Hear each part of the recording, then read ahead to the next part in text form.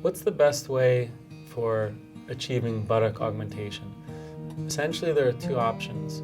You can use a silicone gluteal implant, or you can use your own fat, which is taken by way of liposuction and then transferred into the buttock, which is also known as a Brazilian buttock lift.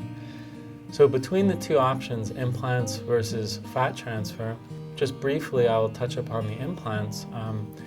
The indication for this is if you're a very thin patient and you don't have much buttock contour or much buttock projection, and if you're unable to gain any weight, then a gluteal implant can improve your contour. It's a surgical procedure, it's done under general anesthesia, and the implant is placed underneath the gluteal muscle. I will say that this procedure does have slightly more complications associated with it, in that the implants can rupture, the implants can migrate over time, the implants can develop hard scar tissue, and they tend not to look quite as natural as a fat transfer.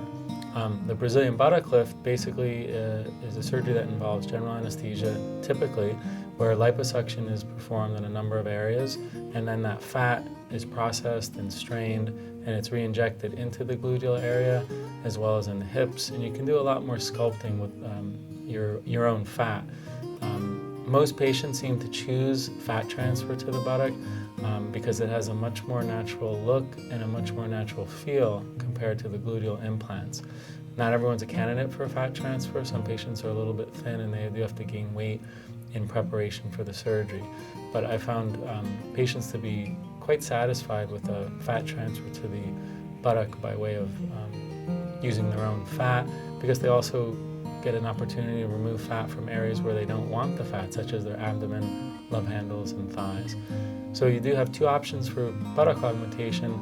I will say that most patients, at least in the United States, seem to choose fat transfer, and they're pretty satisfied with the results.